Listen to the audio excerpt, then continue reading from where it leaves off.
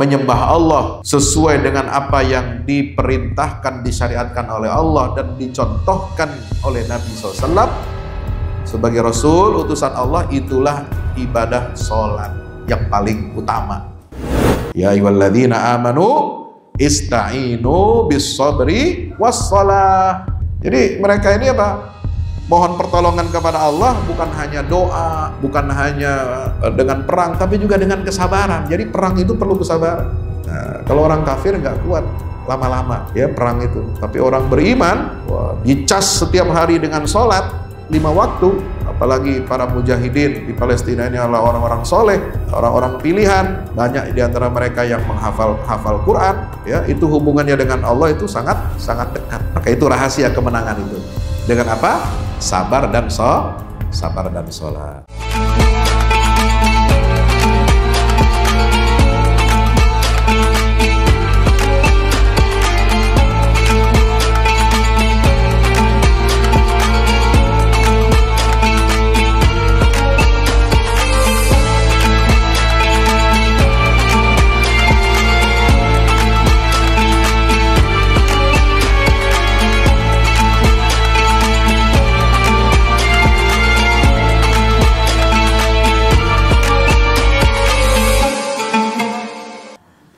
Bismillahirrahmanirrahim. Qul ja'al haqqu wa zahaqal batil innal batila kana zahuqa wa nunazzilu minal qur'ani ma huwa shifaa'un wa rahmatun lil mu'minin wa la yazidu adh-dhalimina illa khasara. Wasta'inu bis sabri was salah wa innaha lakabiratun illa 'alal khashi'in alladhina yazunnuna annahum mulaqu rabbihim wa annahum ilayhi raji'un. Hayyikum bi tahiyatil Islam. Assalamualaikum warahmatullahi wabarakatuh.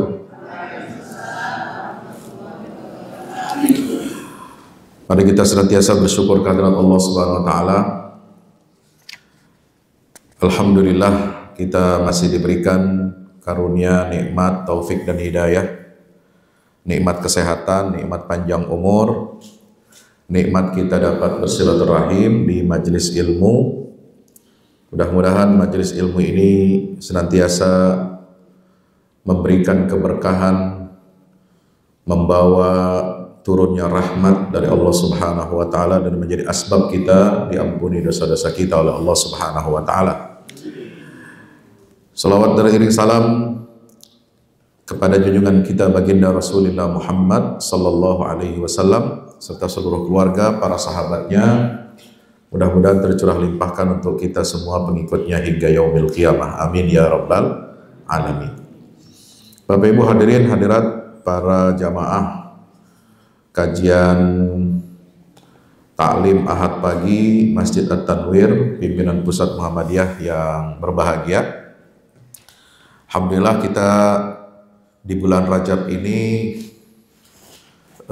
bulan yang istimewa, ya. Salah satu bulan yang diagungkan oleh Allah Subhanahu wa taala dalam Al-Qur'anul Karim. Salah satu keistimewaan bulan Rajab adalah minha arba'atun hurum. Dari 12 bulan yang Allah ciptakan, maksudnya 12 bulan yang Allah ciptakan itu gimana? Apa bulannya ada 12? Bentuk bulan. Hah? Bulan 1 apa 12? Mun. Maimunah 1. Ih, 1. Bulannya enggak ada 12. Yang disebut 12 bulan itu perputaran bulan. 1 bulan itu dia berputar pada rotasinya 1 kali. Kemudian dia mengelilingi bumi 12 kali dalam 1 tahun. Paham? Itulah yang disebut dengan 12. Bukan moonnya 12 biji. Ya. Nah, dari putaran bulan yang jumlahnya 12 dalam 1 tahun itu,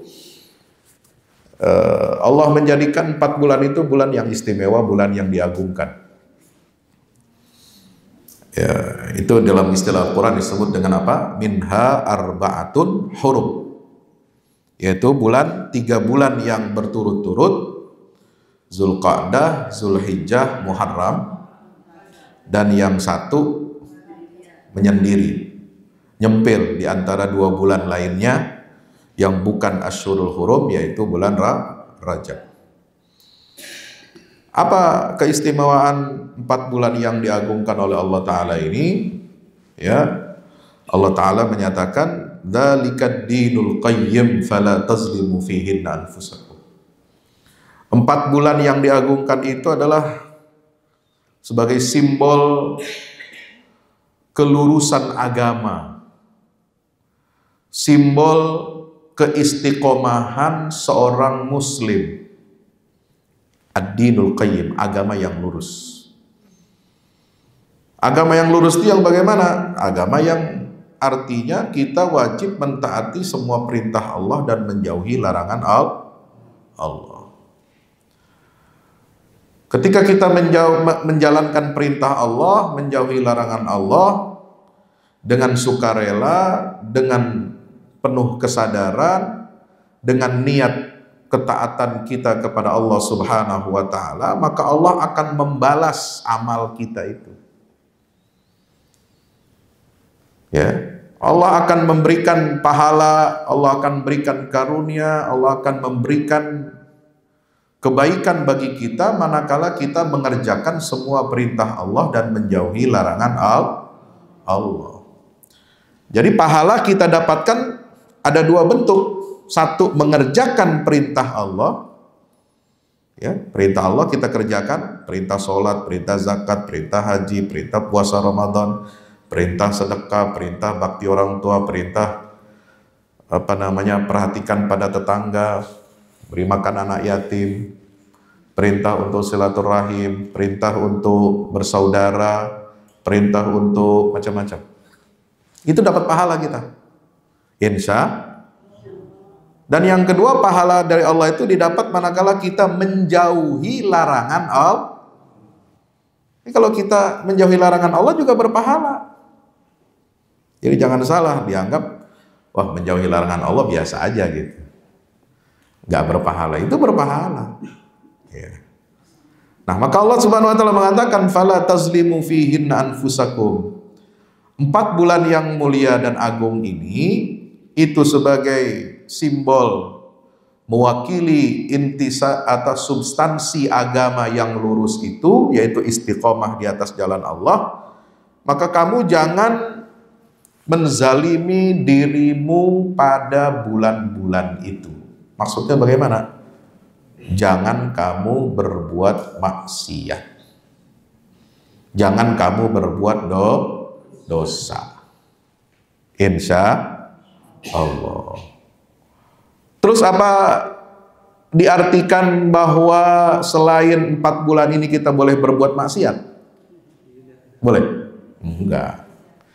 Tetapi larangan, ya, usaha kita untuk menjauhi maksiat pada 4 bulan ini harus dilipat gandakan.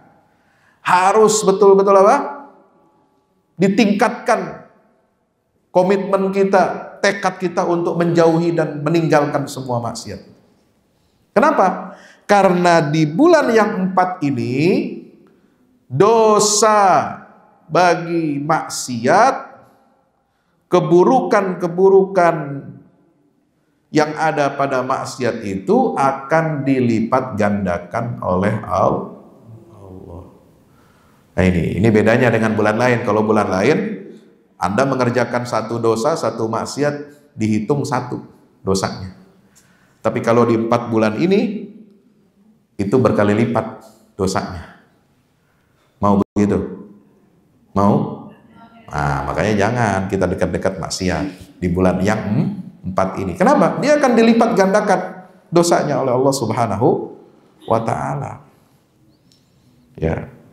Dan kalau amal soleh dilakukan di 4 bulan yang agung dan mulia ini, maka Allah juga akan melipat gandakan pahalanya bagi orang-orang yang beramal soleh. Kalau di luar bulan yang 4, di luar Zulqa'dah, Zulhijjah, Muharram, Rajab, 1 kebaikan amal soleh dihitung, dicatatnya berapa? 10 kebaikan, ya kan? Itu kan begitu. Ayat Qur'annya ada dalilnya, hadisnya juga demikian menyatakan 10. Itu otomatis tuh. Kenapa? Karena rahmat Allah Subhanahu wa taala. Maka di 4 bulan yang haram ini itu dilipat gandakan lagi lebih dari 10. Jadi 10 kali 10. Insya Allah. Nah, bagaimana Bapak Ibu hadirin rahmati Allah Subhanahu wa taala kita memaknai bulan Rajab ini, yaitu dengan meningkatkan amal soleh di bulan-bulan yang haram atau bulan yang agung ini. Yaitu dengan apa? Ya, dengan kita meningkatkan kualitas ibadah sholat kita, insya Allah. Ya, kenapa ibadah sholat, Pak Ustadz? Ya, ibadah sholat ini kan yang paling dasar, ya, paling utama, tiang agama. Kita semua tahu, ya, sering disebut oleh para mubalik berdasarkan hadis Nabi SAW, as-salatu imaduddin. Sholat itu adalah tiang agama, bukan imaduddin tukang bahas nasab, ya, nasab Habib gitu. Tapi dia tiang agama, ya. Siapa yang menegakkan sholat berarti dia mendirikan agama. Siapa yang meninggalkan sholat berarti dia merobohkan agama. Amal pertama yang akan dihisab oleh Allah, sebagaimana hadis Nabi SAW, itu adalah sholat. Kalau sholatnya bagus, insya Allah amal yang lain ikut bagus. Kalau amal sholatnya jelek, buruk, ya, maka amal yang ibadah yang lain juga biasanya akan mengikuti kualitas sholatnya. Maka itu kita harus memulai perbaikan diri, perbaikan keluarga, perbaikan masyarakat, perbaikan bangsa dan negara ini dengan memperbaiki kualitas sholat kita, insya Allah. Dalam Al-Quran, sebelum saya mengulas tafsirnya dari tafsir Ibnu Katsir, kalau kita kita renungi ayat-ayat Al-Quran yang berkaitan dengan keutamaan sholat, pentingnya sholat, itu bisa diklasifikasi beberapa ayat Al-Quran ini menjadi beberapa tema. Apa keutamaan dan pentingnya sholat itu? Satu, sholat ini adalah sebagai perintah langsung dari Allah. Ya, sebagai perintah, ya. Perintah pertama adalah menunaikan sholat. Ya, kan perintah Allah itu banyak. Tapi yang pertama Allah perintahkan sholat.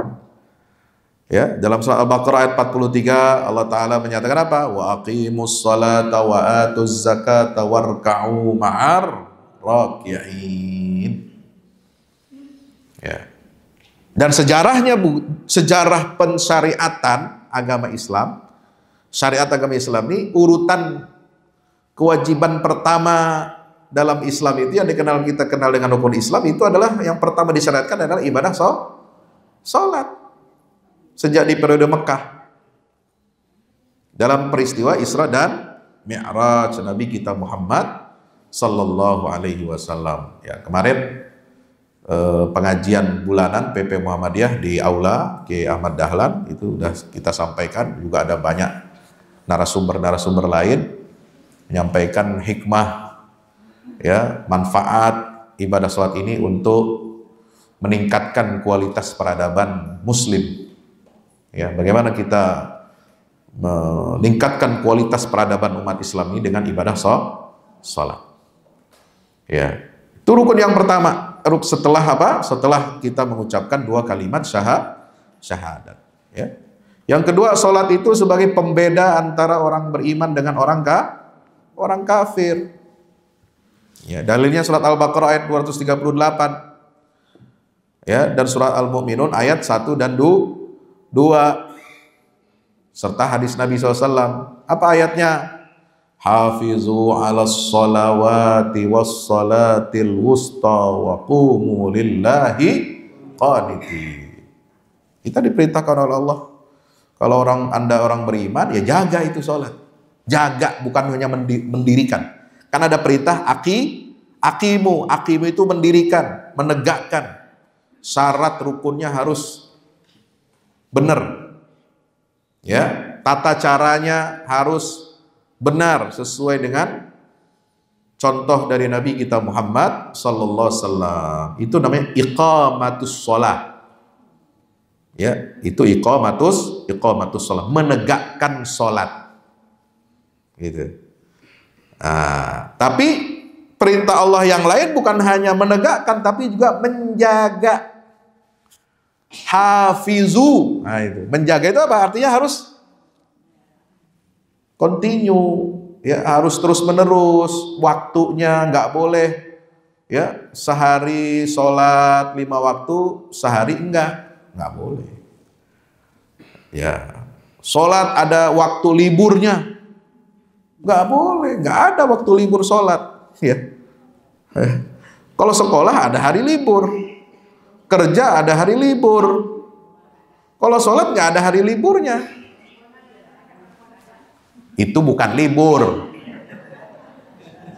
Itu dispensasi. Ya, keringanan. Libur, enak amat libur. Kagak. Kalau libur ada waktunya ditentukan sama Allah, sama sistem. Tapi ini kan sistemnya datang bulan, bukan bulan yang berputar. Ya, itu bukan libur, itu dispensasi. Ya, Anda dibebaskan dari kewajiban sholat. Nah, itu bagi perempuan itu pengecualian, ya, karena ada uzur, ada halangan, ya, karena menstruasi, ya, mengeluarkan darah rutin bagi kaum perempuan, ya, sejak akil balik. Bapak Ibu hadirin dirahmati Allah Subhanahu wa taala. Yang kedua ayatnya qad aflahal mu'minuna alladzina fi salatihim khashi'un. Itu orang beriman cirinya itu adalah salat yang khusyuk. Ya, Nabi SAW juga mengatakan al-ahdul ladzi bainana wa bainal kufri tarkus shalah. Yang membedakan kita dengan orang ya di luar Islam itu adalah meninggalkan salat. Orang Islam itu pasti mendirikan sholat. Kalau orang di luar Islam dia nggak ada sholatnya, nggak ada sholat 5 waktu. Ya, nauzubillah min. Maka pembeda yang paling nyata antara Muslim dengan kafir itu adalah sholat. Ya. Yang ketiga, dalam ayat Al-Quran dinyatakan bahwa sholat itu keutamaannya adalah untuk mencegah perbuatan keji dan mungkar. Dalilnya surat Al-Ankabut surat ke-29 ayat 45, ya. Watlu ma uhiya ilaika minal kitabi wa aqimis shalah innas salata tanha 'anil fahsya'i wal munkar wa la dzikrullahi akbar wallahu ya'lamu ma tasna'un. Bacalah kitab Al-Quran itu yang telah diwahyukan kepadamu wahai Muhammad sallallahu alaihi wasallam, dan dirikan sholat. Nah, jadi suruh baca Quran dan dirikan sholat. Ya, itu Nabi diperintahkan begitu, baca Quran yang diwahyukan kepadamu dan dirikan sholat. Wahai Muhammad, jangan sampai ada umat Nabi Muhammad ngaku-ngaku sudah jadi wali terus gak sholat. Gue udah nyampe ke makomnya Tuhan katanya. Gue udah menyatu dengan Tuhan, gak perlu sholat lagi. Palelu-peang. Nabi Muhammad aja udah ketemu Allah di Sidratil Muntaha, sholatnya paling kenceng. Ya. Ada Nabi meninggalkan sholat tahajud? Gak ada. Tinggalkan sholat fardu? Gak ada. Berjamaah lagi. Masya Allah. Ya, itu Nabi itu kualitas udah paling tinggi, ketakwaannya itu. Kedekatannya kepada Allah itu udah paling tinggi levelnya, udah nomor 1, nggak ada yang melebihi beliau.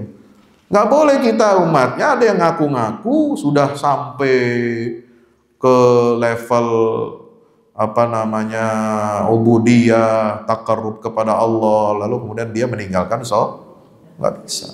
Atau ada orang liberal bilang nggak, sholat nggak wajib. Gak wajib dari mana? Perintahnya jelas, begitu banyak ayat-ayat Qur'annya. Contoh dari Nabi juga jelas.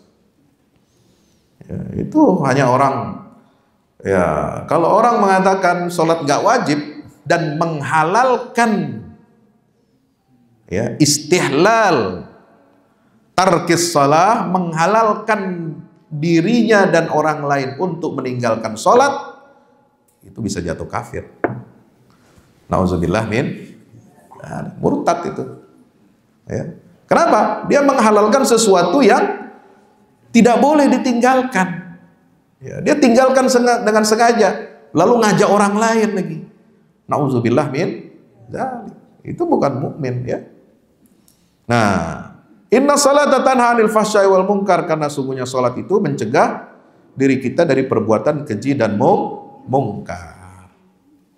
Jadi fungsi salat itu adalah mengendalikan diri kita, ya, menjadi alarm.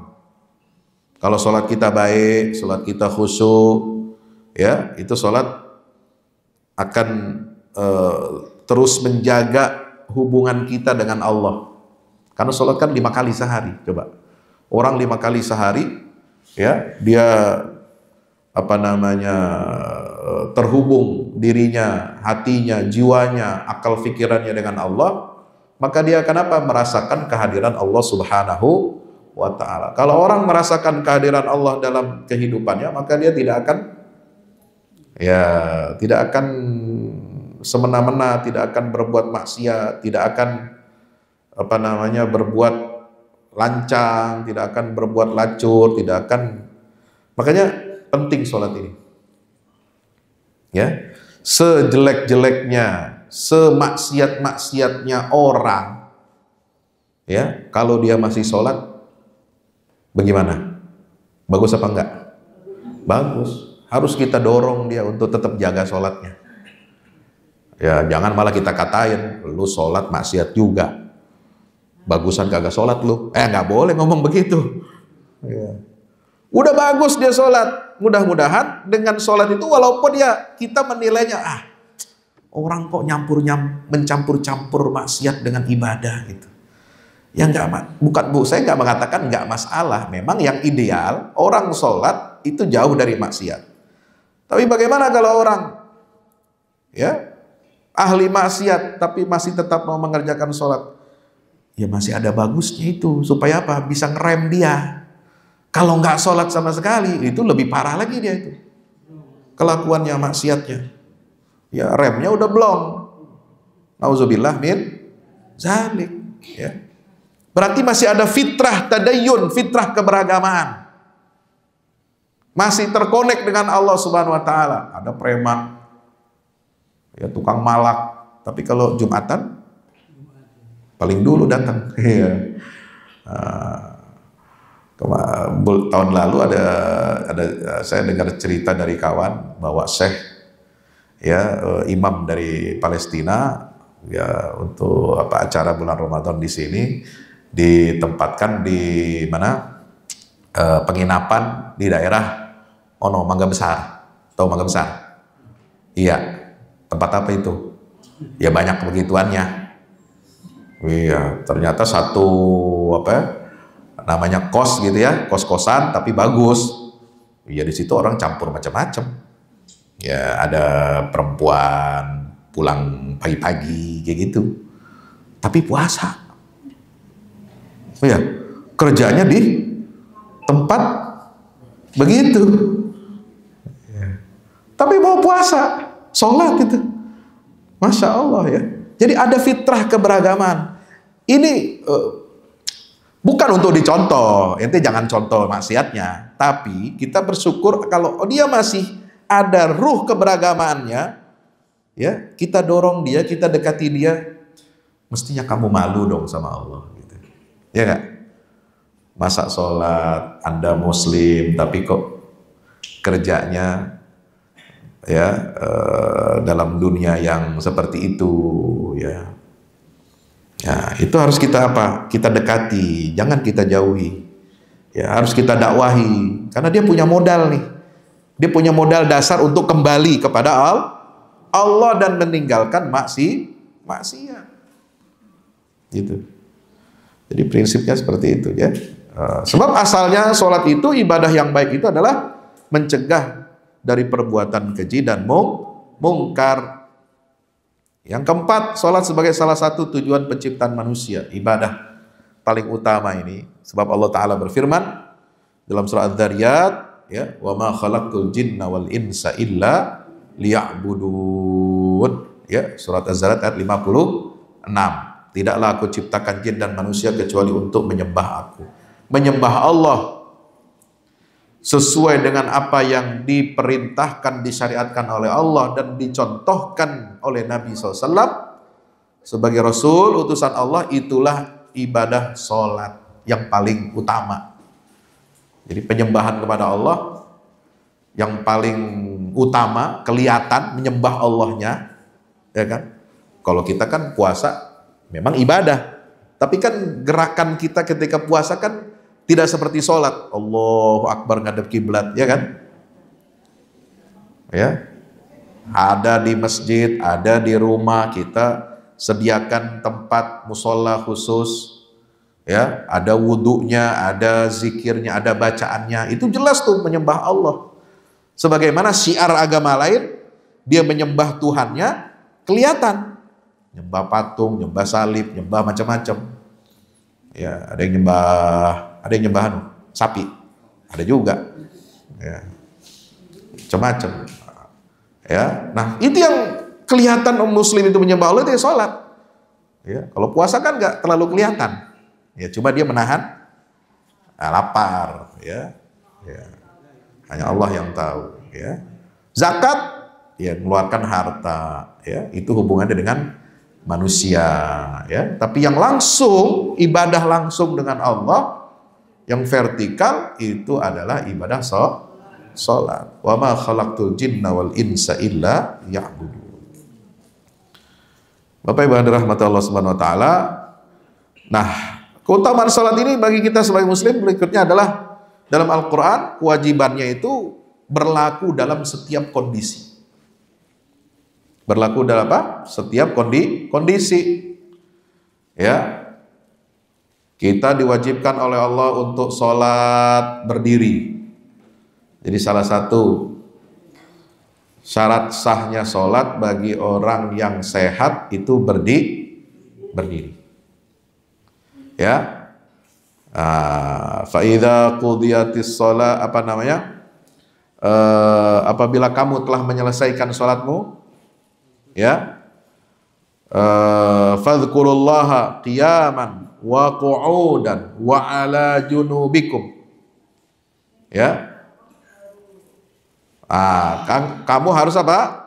Ingatlah Allah pada waktu berdiri, kemudian pada waktu duduk, dan di waktu berbaring, wa ala junubikum.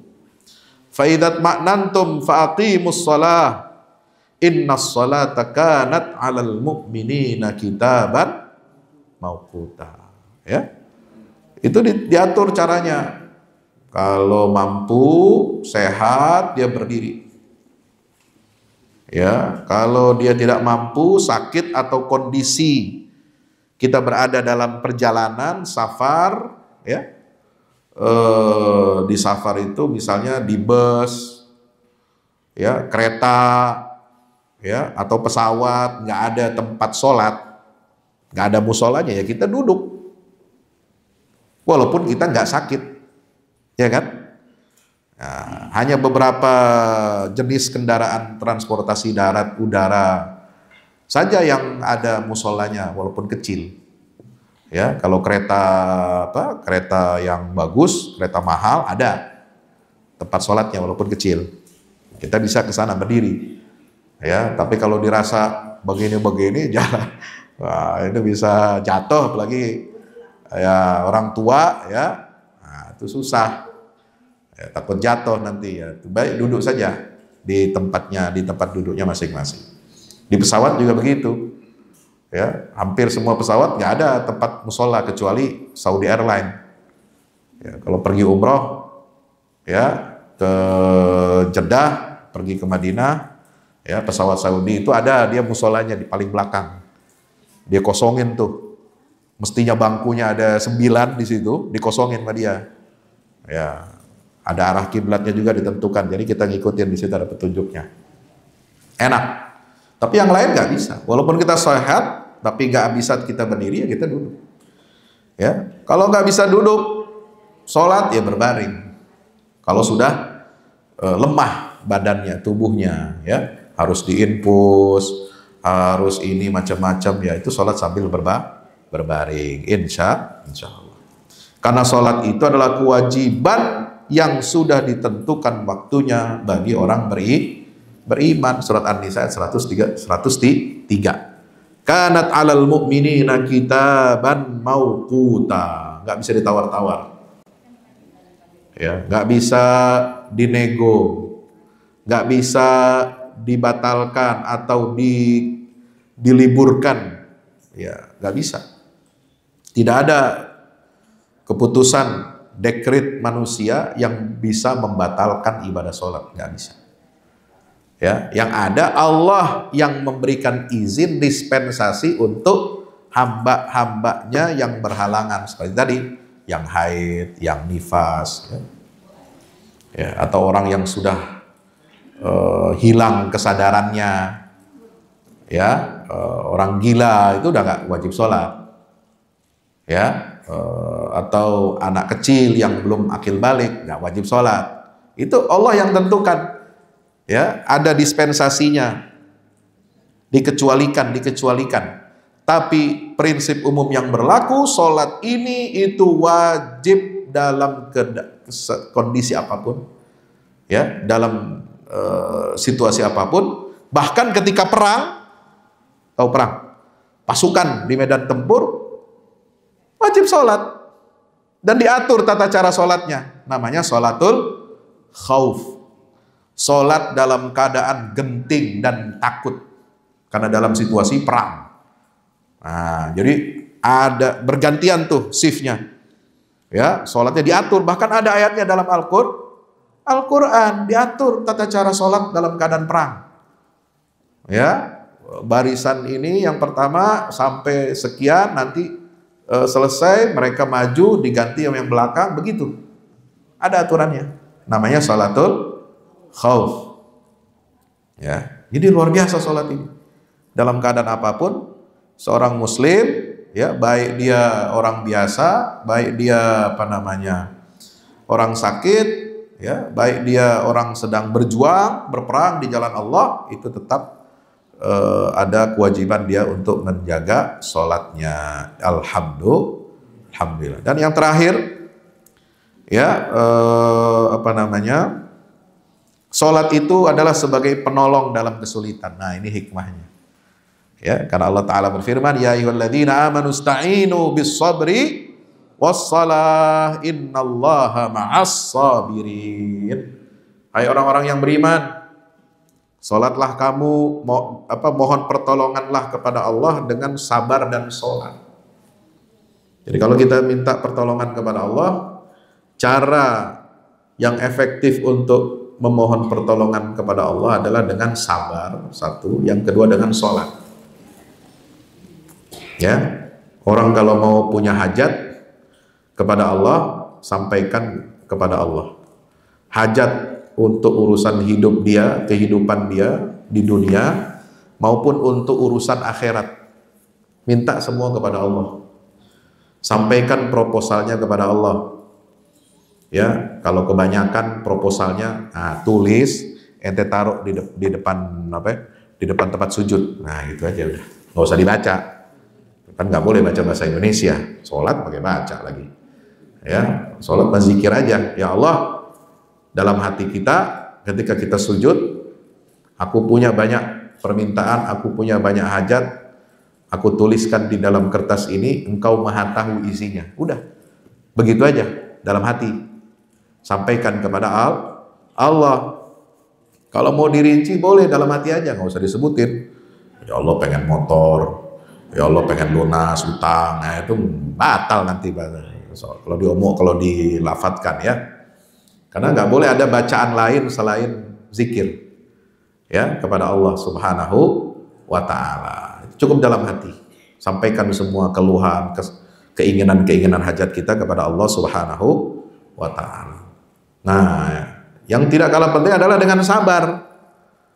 Jadi kalau belum dikabul oleh Allah ya sabar, jangan gerutu. Udah minta sama Allah kagak dikasih-kasih juga. Ya, maunya cepet ya nggak bisa. Jadi harus minta tolong kepada Allah itu harus dengan dua cara. Pertama sabar. Ya. Yang kedua dengan salat. Nah, contoh sekarang ada di depan mata kita ya perjuangan saudara-saudara kita umat Islam di Gaza, di Palestina itu mereka betul-betul mohon pertolongan kepada Allah, dibuktikan dengan apa? Sabar dan sholatnya. Ya, mereka mendapatkan kemenangan ya melawan penjajah Zionis. Kok Ustadz bilang menang? Apanya yang menang katanya? Ya, rumah hancur, masjid hancur, rumah sakit hancur, sekolah, universitas hancur, kok menang? Ya. Yang dibantai 50.000, kok dibilang menang? Ya, yang hilang, nggak tahu kemana anggota keluarganya itu ribuan, yang cacat, yang luka-luka udah nggak kehitung, kok dibilang menang? Ya, kemenangan itu bukan berarti apa? Kita mengalahkan musuh dan menghancurkan musuh. Bukan hanya itu definisi menang. Ya, definisi menang itu, ya contoh misalnya Nabi SAW, ya dalam perang Uhud, secara kasat mata kelihatannya kalah. Tapi moralnya umat Islam, para sahabat Nabi itu tetap menang. Ya, bahkan setelah itu pasukan kaum musyrikin dari Uhud pulang ke Mekah, itu Rasulullah masih perintahkan pasukan Islam ini untuk mengejar mereka. Artinya apa? Walaupun dalam keadaan lemah, kita nggak boleh menunjukkan kelemahan. Ya, dalam perang Ahzab, ya itu Nabi nggak berperang sama sekali, tapi diberikan kemenangan oleh Allah Subhanahu wa Ta'ala. Ya, nggak ada korban dari kaum muslimin, malah mereka lari ya terbirit-birit. Kenapa? Kena angin dingin, angin yang kencang menghancurkan tenda-tenda mereka dan merusak logistik mereka, sehingga pasukan kaum musyrikin pulang ke Mekah dengan tangan hampa, nggak menang dia. Itu kemenangan juga. Ya, waktu perang perang Mu'tah, ya. Kemudian di zaman sahabat perang Yarmuk, ya, itu perang Mu'tah dipimpin oleh Khalid bin Walid, ya. 20.000 pasukan kaum muslimin di zaman Nabi menghadapi tentara Romawi di negeri Syam. Ya. Itu berhasil mengkocar-kacirkan barisan pertahanan pasukan Romawi. Ya, dan banyak yang meninggal dunia dari kaum muslimin yang syahid. Ya. Kemudian umat Islam, pasukan Islam itu dibawa mundur oleh Khalid bin Walid, itu dianggap oleh Nabi itu kemenangan. Kenapa? Tidak menghancurkan dan tidak menghabisi pasukan Islam. Sementara musuh jumlahnya lebih banyak, mestinya secara hitung-hitungan matematik, ya, kekuatan senjata, jumlah pasukan itu, umat Islam yang 20.000 pasukannya itu pasti akan dibunuh semua, hancur. Tapi ternyata tidak. Ya, itu kan kemenangan dari Allah. Dan panglimanya berhasil membuat kocar-kacir barisan pasukan Romawi, membuat mereka takut. Itu kemenangan. Jadi kemenangan itu tidak harus ya, tidak harus dalam bentuk pasukan Islam ini berhasil menghancurkan dan membunuhi tentara-tentara musuh. Ya, menghabisi mereka semua. Lalu kemudian pulang dengan membawa panji kemenangan. Enggak seperti itu. Jadi kemenangan walaupun kelihatannya ya Gaza umat Islam itu hancur, ya, tapi mereka mendapatkan disebut mendapatkan kemenangan. Kenapa? Lihat target musuh itu.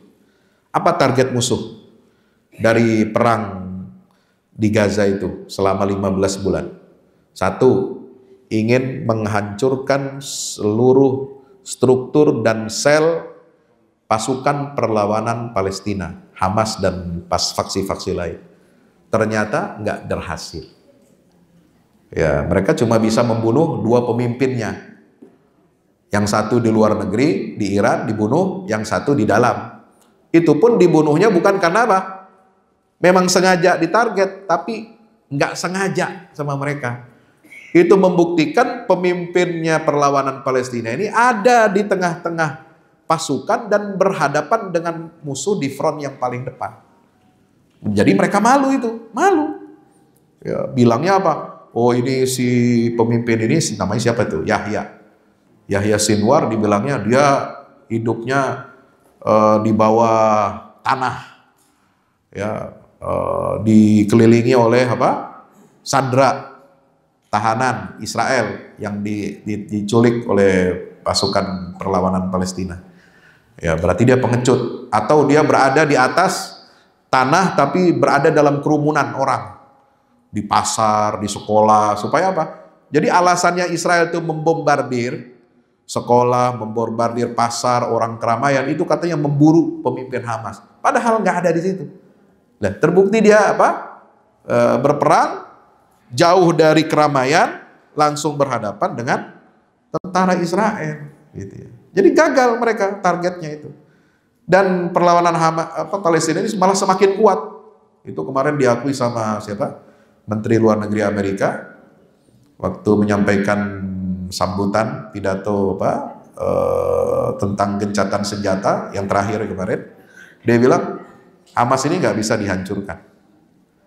Ya, dia sudah kehilangan sekian ratus, sekian ribu tentaranya, pasukannya, dia langsung bisa merekrut pasukan baru yang menggantikan orang-orang yang syahid itu. Jadi nggak bisa dihancurkan. Yang kedua, targetnya apa? Israel itu ingin menggusur rakyat Palestina, rakyat Gaza keluar dari Palestina. Nggak bisa. Mereka tetap ada di dalam. Mereka nggak mau mengungsi keluar. Mereka sabar, mereka siap ya dengan risiko apapun, meskipun dibunuh, dibantai dan sebagainya. Ya, itu gagal. Ya. Kemudian target Israel yang ketiga apa? Akan menduduki Gaza dan akan menganeksasi dan mengembalikan pemukim Israel ke wilayah-wilayah yang ada di sekitar Gaza atau Ghilaf Gaza yang pada 7 Oktober itu diserang oleh pasukan perlawanan Palestina. Gagal. Mereka menerima semua syarat-syarat yang ada dalam gencatan senjata seperti yang dituntut oleh pasukan perlawanan Palestina. Mundur, semua mundur. Ya, baik yang ada di koridor perbatasan Rafah dengan Gaza, ya, maupun dari semua wilayah Gaza mundur. Artinya apa? Dia sudah kehabisan tenaga dan kehabisan logistik amunisi, mundur. Itulah kita dapat mengartikan itu adalah sebagai kemenangan. Nah, apa itu bisa didapat dari mana? Dari kesabaran. Ya ayyuhalladzina amanu ista'inu bis-sabri was-shalah. Ya, jadi mereka ini apa? Mohon pertolongan kepada Allah bukan hanya doa, bukan hanya dengan perang, tapi juga dengan kesabaran. Jadi perang itu perlu kesabaran. Nah, kalau orang kafir nggak kuat lama-lama, ya perang itu. Tapi orang beriman, wah, dicas setiap hari dengan sholat 5 waktu. Ya, apalagi para mujahidin di Palestina ini adalah orang-orang soleh, ya, orang-orang pilihan. Banyak di antara mereka yang menghafal Quran, ya, itu hubungannya dengan Allah itu sangat dekat. Ya, maka itu rahasia kemenangan itu. Dengan apa? Sabar dan sholat. Bapak Ibu yang dirahmati Allah Subhanahu wa taala. Nah, kita lihat di sini dalam tafsir Ibnu Katsir, ya. Surat Al-Baqarah ayat 45 dan 46. Ya, wasta'inu bis-sabri was-shalah ayatnya. Wa innaha lakabiratun illa 'alal khashi'in alladzina yazunnuna annahum mulaqu rabbihim wa annahum ilaihi raji'un. Nah, ini perintah Allah ya kepada orang-orang beriman supaya apa? Mohonlah pertolongan kepada Allah itu dengan cara bagaimana? Dengan sabar dan sholat. Karena sholat itu berat bagi orang munafik, berat bagi orang-orang yang tidak beriman percaya kepada Allah, kecuali ya, artinya apa kecuali itu berarti ringan sholat itu kalau dilakukan oleh orang-orang yang khusyuk. Siapa orang yang khusyuk? Definisinya di situ, alladzina yazunnuna annahum mulaqu rabbihim. Itu siapa? Mereka yang meyakini bahwa mereka akan berjumpa dengan Rabb mereka, Tuhan mereka. Ya, itu. Jadi mereka akan berjumpa dengan Rabb mereka, wa annahum ilaihi raji'un. Ya, dan mereka itu apa? Yakin mereka akan kembali kepada Allah Subhanahu wa ta'ala. Nah, ini keistimewaan orang yang khusyuk dalam sholatnya. Ya, jadi definisi khusyuk dalam Al-Quran, alladzina yazunnuna annahum mulaqu rabbihim wa annahum ilaihi raji'un, orang-orang yang yakin bahwa mereka akan menemui Tuhan dan hanya kepada Allah mereka itu akan kembali. Bapak Ibu dirahmati Allah, mari kita lihat tafsirnya ya, dalam tafsir Ibnu Katsir di mana? Di halaman berapa ini?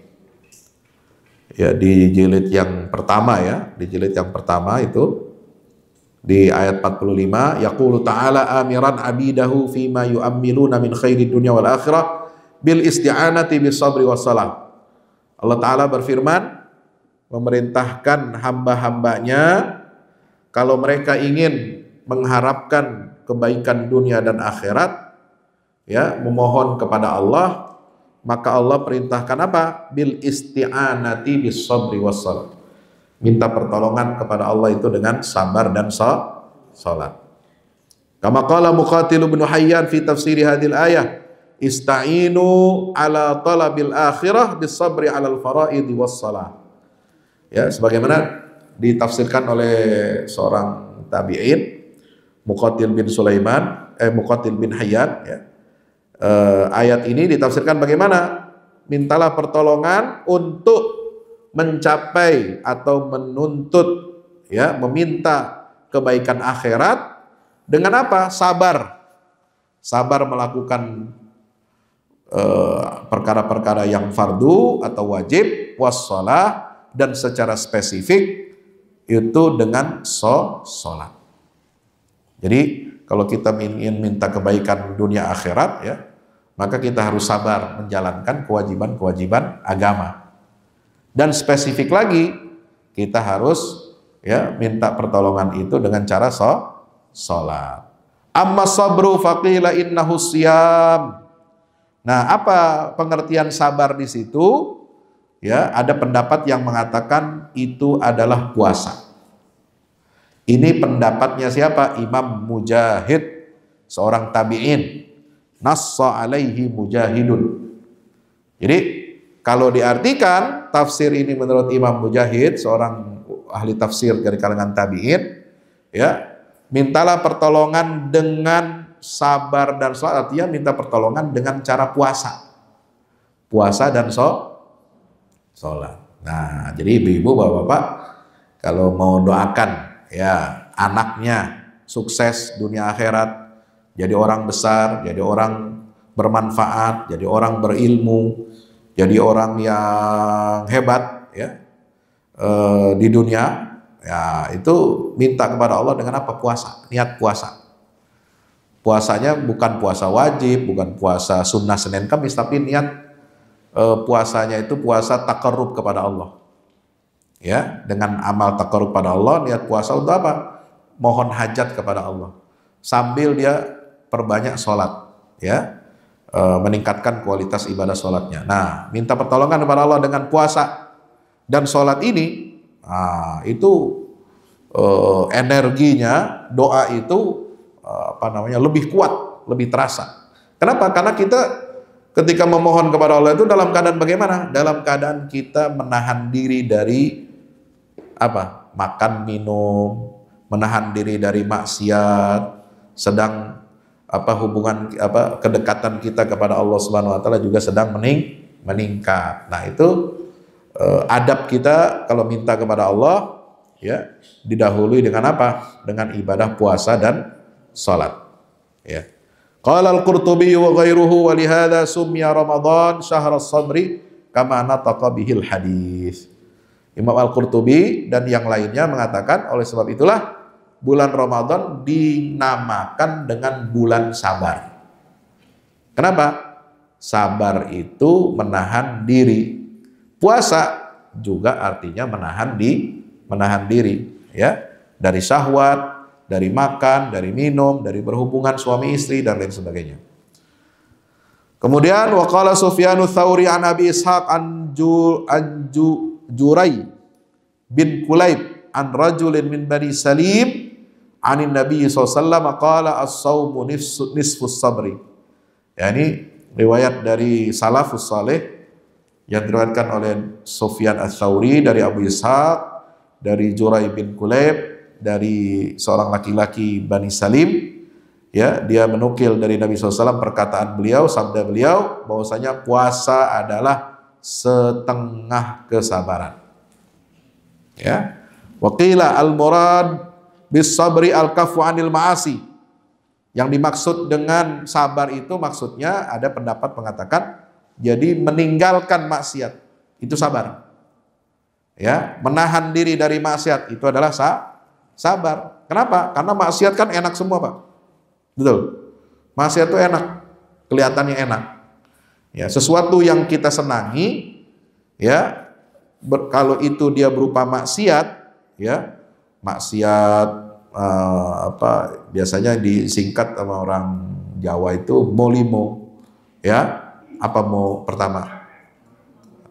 Madon, madat, maling, apa lagi? Minum, ya. Ya, jadi main perempuan, minum minuman keras, maling, judi, ya. Itu enak semua, ya kan? Nikmat gitu ya. Nah, kalau kita menjauhi perbuatan yang syahwat itu, yang enak itu, itulah sabar. Ya, kita nggak mau mendekati, kita nggak bahkan menganggap itu perbuatan tercela, ya. Kita benci, itulah kesabaran. Subhanallah. Ya, makanya orang Islam ini istimewa ya. Kalau orang lain di luar agama Islam mungkin memandang hal-hal seperti itu menjadi kebiasaan sehari-hari, ya, bebas, syahwatnya disalurkan kemana saja, bahkan kepada yang bukan tempatnya disalurkan juga, ya. Seperti apa? Hubungan seks sesama jenis itu kan bukan pada tempatnya, ya. Tempatnya buang kotoran, tai, jadi apa? Ya malah jadi tempat bersenang-senang, itu nggak bisa. Ya, suami istri saja, laki perempuan menikah, kalau berhubungan itu dari dubur itu dilarang. Kenapa? Dubur itu tempat keluar tai. Betul? Itu bukan tempatnya. Ya, apalagi kalau dia sesama jenis, waduh, rusak lagi, tambah rusak. Nah itu syahwat. Ya, ini harus ditinggalkan. Nauzubillah min dzalik. Ya, itu akan menyebabkan kerugian, mafsadah, penyakit-penyakit yang luar biasa. Ya, dampak buruknya bagi manusia. Nauzubillah min. Nah, jangan itu dijadikan sebagai apa? Oh, ini nilai modern. Ini nilai kemajuan. Ya.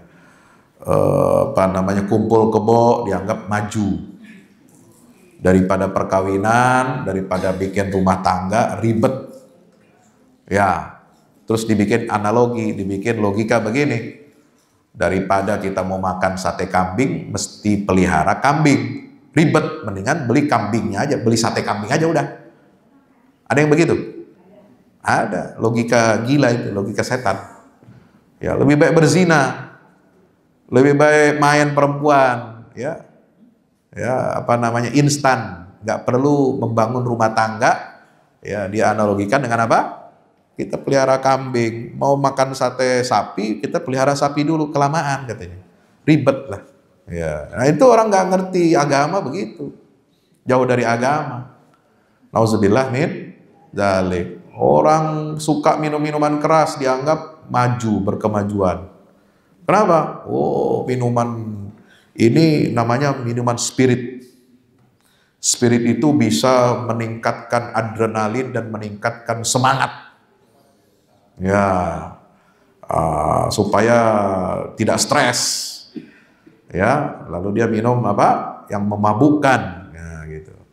Kalau cuma minum air putih, minum air teh, kopi susu, itu katanya itu terbelakang. Ya, itu bukan peradaban modern. Nah, itu orang nggak tahu agama begitu. Nauzubillah min dzalik. Makanya kita harus apa? Tahan diri dari maksiat, dari kerusakan-kerusakan itu. Nah, itu salah satu cara untuk mendatangkan keridhaan Allah Subhanahu wa ta'ala. Sabar untuk meninggalkan maksiat. Ya. Walihada qaranahu biada'il ibadat wa a'laha fi'lus shalah. Ya, oleh sebab itu Allah Ta'ala iringkan, sambungkan ya perintah untuk bersabar itu dari perbuatan maksiat dengan melaksanakan ibadah yang paling tinggi, yang paling agung, yaitu sholat. Dalam riwayat Ibnu Abi Hatim, haddatsana Abi, haddatsana Abdullah bin Hamzah bin Ismail, haddatsana Ishaq bin Sulaiman an Abi Sinan an Umar bin Al-Khattab. Nah, bersumber dari riwayat Umar bin Khattab radhiyallahu anhu. Qala as-sabru sabrani. Umar bin Khattab mengatakan apa? Sabar itu ada dua macam. Sabrun indal musibati hasanun, ya, yaitu sabar ketika kita menghadapi musibah, ya, kita bisa sabar, tenang, tidak sedih, tidak sehingga kita emosi di luar kendali, ya, kemudian kita bunuh diri, atau menyakiti diri sendiri, ya, menyesali kejadian-kejadian musibah itu enggak, kita harus sabar. Itu jenis sabar yang pertama. Yang kedua, wa ahsanu minhu as-sabru an maharimillah. Ya, yang lebih baik dari kesabaran jenis yang pertama adalah bersabar dari apa yang diharamkan oleh Allah Subhanahu wa ta'ala. Makanya perintah di sini untuk memohon pertolongan itu adalah dengan sabar dan salat, ya. Fa inna salata min akbaril auni 'anis tsabat fil amri. Kenapa ada salat di situ perintah yang kedua, mohon pertolongan setelah sabar? Karena salat itu termasuk penolong terbesar untuk teguh dalam pendirian. Jadi yang salah satu membuat kita sabar, ya, penyebab terbesar lahirnya kesabaran itu apa? Ketika kita menjaga sholat dan nilai-nilai ibadah sholat. Maka orang yang sholat itu dia akan apa? Ya, ats-tsabat fil amr, teguh dalam pendiriannya, insya Allah. Ya. Nah, itu sebagaimana firman Allah Ta'ala, utlu ma uhiya ilaika minal kitab wa aqimis shalah inna sholata tanha 'anil fahsya'i wal munkar. Ya, surat Al-Ankabut 45, kita diperintahkan untuk sholat, mendirikan sholat karena sholat itu mencegah dari perbuatan keji dan mungkar. Ya, artinya apa? Itu membuat kita sholat ini menjauhi, ya, dari perbuatan keji dan mungkar. Itu makna sabar, berarti kan seperti itu. Baik, terima kasih hadirin semua yang dirahmati Allah. Inilah beberapa hal yang terkait dengan keutamaan sholat, ya. Kemudian dari tafsir Ibnu Katsir, bagaimana kita mengambil intisari pentingnya kita melaksanakan ibadah sholat ini dan menjadikan sholat ini sebagai salah satu faktor utama yang mendorong kita untuk meraih kemajuan, meraih kemenangan, meraih pertolongan dari Allah Subhanahu wa Ta'ala. Demikian yang dapat saya sampaikan, mudah-mudahan bermanfaat. Silakan kalau ada yang ingin ditanyakan, boleh? Satu atau dua.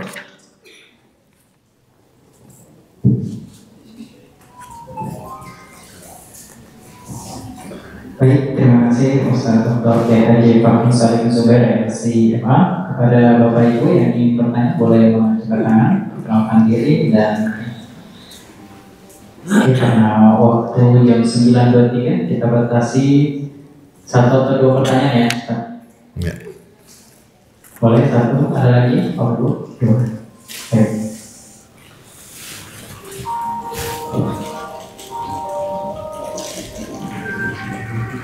Assalamualaikum Ustaz. Waalaikumsalam.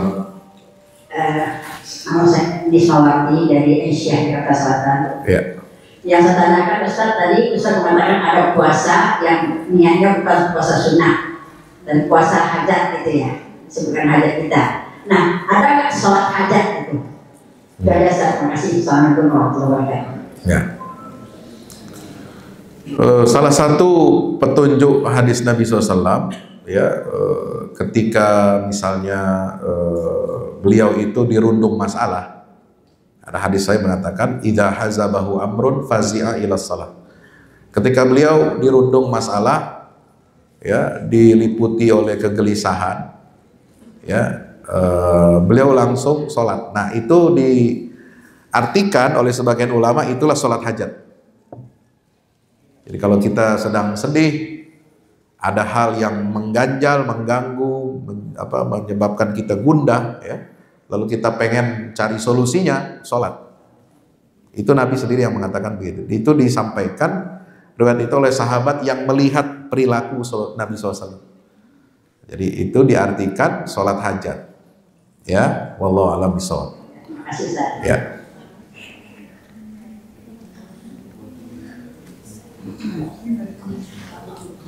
Assalamualaikum.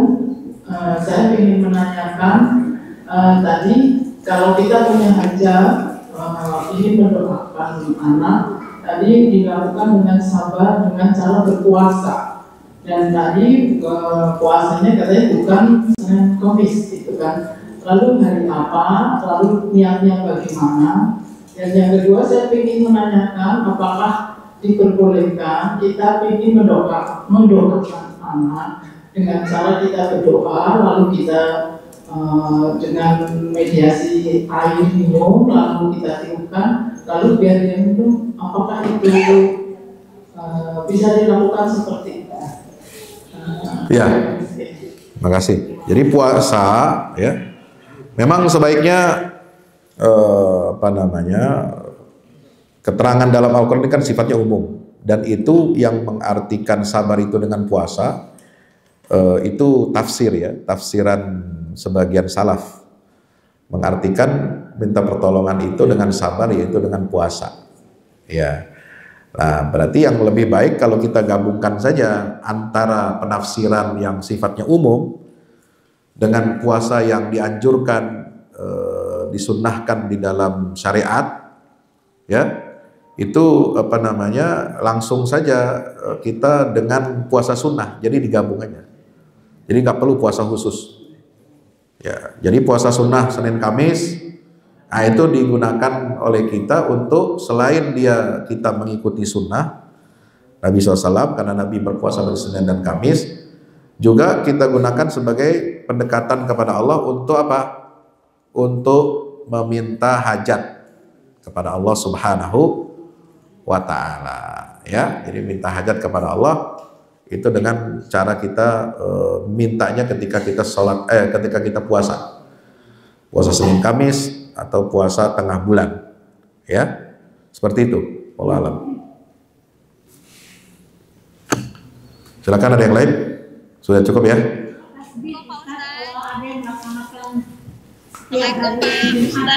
Iya, sebentar. Bolehnya udah di depan ya. Depan pintu.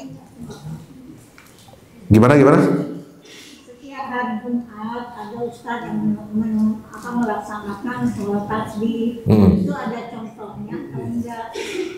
Sholat tasbih, ya, sholat. Oh, setiap hari Jumat. Yang pernah saya baca ya dari beberapa literatur itu tentang sholat tasbih ini, itu yang hadisnya yang menyebutkan itu adalah minimal sekali dalam seumur hidup. Jadi nggak harus didawamkan setiap hari Jumat. Setiap hari Jumat memang tidak ada contohnya dari Nabi SAW. Tapi ada keterangannya dalam hadis itu, dia minimal orang melakukan itu sekali seumur hidup. Itu sholat tasbih. Nah, tata caranya ya ada disebutkan harus baca ini tasbihnya 10 kali ya setiap saya udah lupa juga dulu. Setiap rukun ya, takbiratul ihram, terus setelah mau ruku, jadi tasbihnya diperbanyak.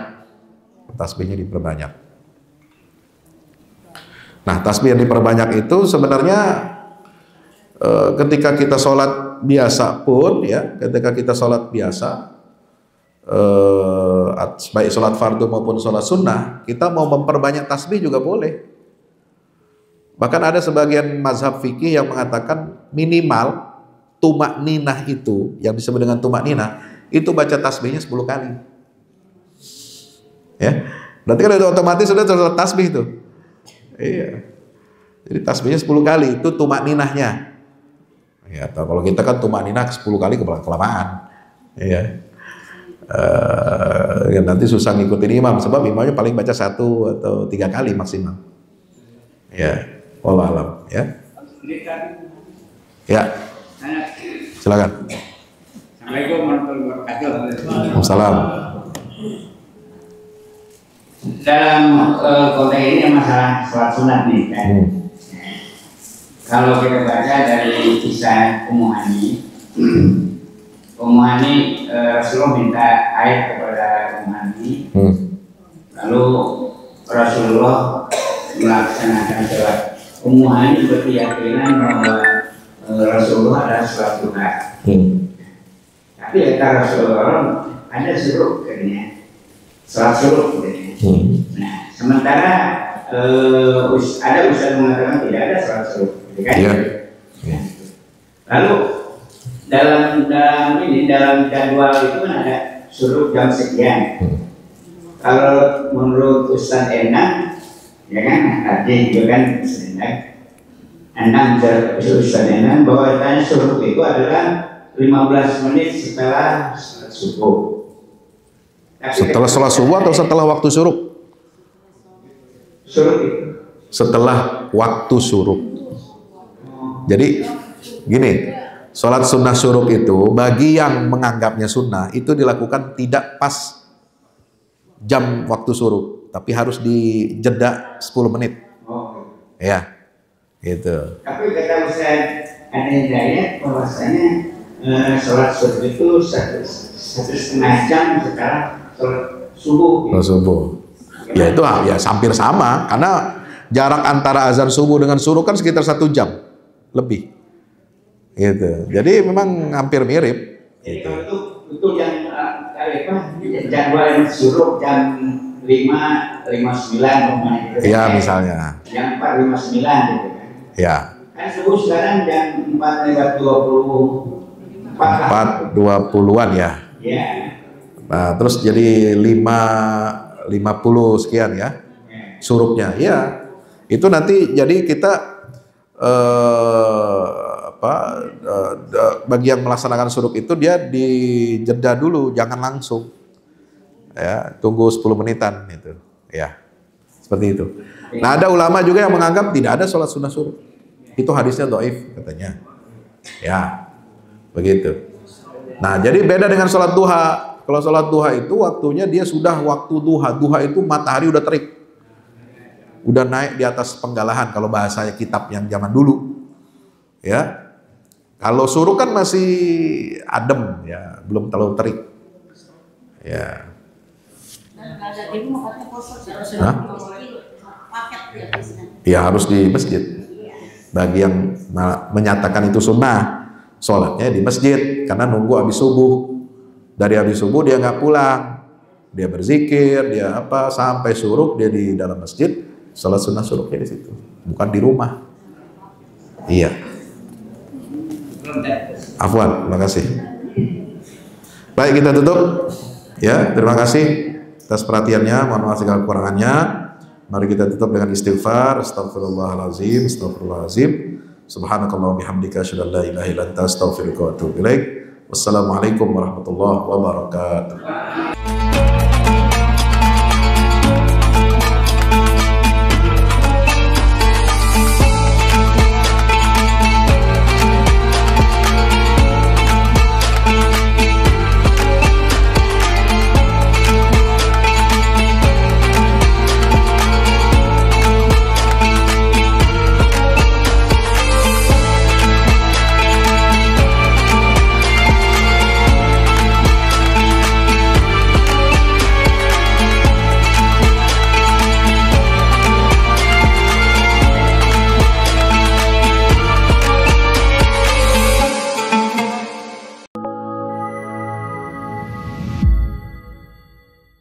Yang terbaru dari Ustadz Fahmi Salim, buku Runtuhkan Zionis Rebut Baitul Maqdis, buku yang siap membuka cakrawala pikiran dan batin sahabat, sudah bisa dipesan sekarang juga.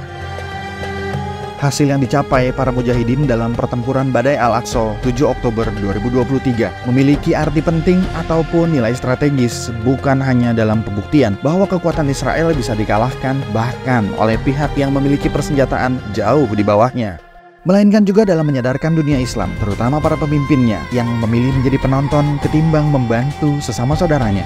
Buku ini adalah salah satu bentuk dukungan dan ikhtiar dengan niat berjuang bersama-sama dengan mujahid Palestina. Tak sekedar memberikan informasi, membeberkan fakta atau data kepada khalayak di Indonesia. Buku ini juga hadir untuk meluruskan tudingan bahkan fitnah terhadap para pejuang di sana. Betapapun kita berada jauh dari Al-Quds, melalui buku ini kita akan dapatkan bagaimana kita bisa memperoleh pahala yang sebanding dengan para pejuang di garda terdepan di negeri perlawanan Palestina. Dapatkan buku Runtuhkan Zionis Rebut Baitul Maqdis segera.